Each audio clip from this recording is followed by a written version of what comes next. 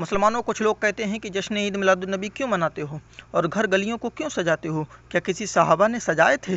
تو میں ان کو بتانا یہ چاہتا ہوں کہ مناتے ہم ہیں اور جان تمہاری کیوں جاتی ہے؟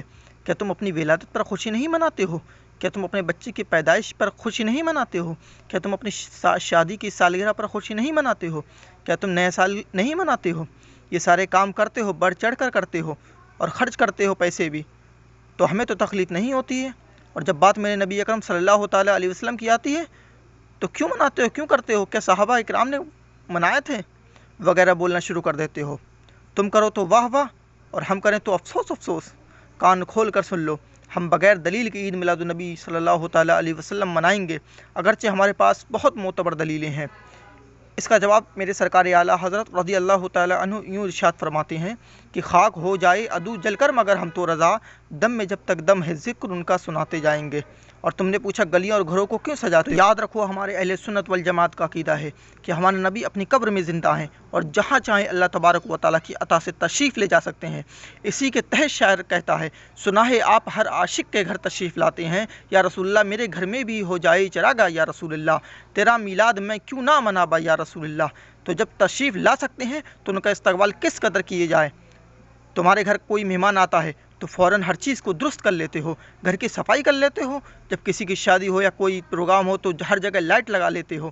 اسی طرح کوئی بادشاہ اگرچہ ہندو ہو، وہ تو کہیں جاتا ہے سارے روڈ کی صفائی ہوتی ہے، جس جگہ جاتا ہے اس کو چمکا دیتے ہیں، بہت سی ڈیزائن والی لائٹ وغیرہ کا انتظام ہوتا ہے تاکہ دیکھ کر ان کو خوشی ملے کہ میری آمد پر اتنا کچھ کیا ہے، میری محبت میں یہ سب سجایا۔ اور کرو، جو ایک ادنا سا امتی ہے اس کے لیے اتنا کچھ کرتے ہو، جو ان ساری امتیوں کا نبی ہے، جو ہم سب کا آقا ہے، جو ہم سب کا داتا ہے، جو سب کا سرور ہے، جو سب کا سردار ہے، جو سب کا بادشاہ ہے، بلکہ کائنات کا بادشاہ ہے، رب کا دلارا ہے، آمنہ کا پیارا ہے، عبداللہ کی آنکھوں کا تارا ہے، تمام فرشتوں میں بلکہ نبیوں اور رسولوں میں بھی اعلیٰ ہے، جس کے صدقے پوری کائنات کو رب نے پیدا فرمایا، جس کے صدقے ہم سب کو بروز قیامت شفاعت نصیب ہوگی۔ جب ان کی آمد ہو تو ہمیں کیا کچھ کرنا چاہیے؟ ارے نہیں، بلکہ خود رب تبارک و تعالیٰ نے حضور اکرم صلی اللہ تعالیٰ علیہ وسلم کی آمد پر پوری کائنات کو سجایا۔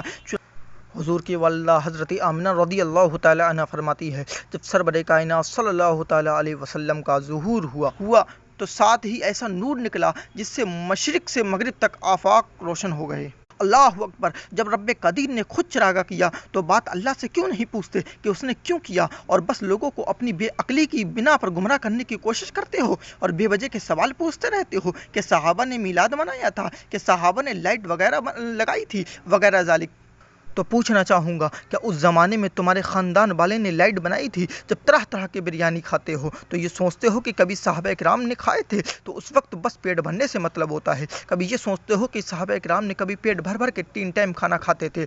ہمیں زیادہ بحث نہیں کرنا چاہیے۔ رب تبارک و تعالیٰ نے قرآن مجید میں ارشاد فرما دیا ہے، تمہیں تمہارا دین اور مجھے میرا دین، اور سرکار اعلیٰ حضرت رضی اللہ تعالیٰ عنہ کا شعر پڑھتے رہو، خاک ہو جائیں عدو جل کر مگر ہم تو رضا، دم میں جب تک دم ہے ذکر ان کا سناتے جائیں گے۔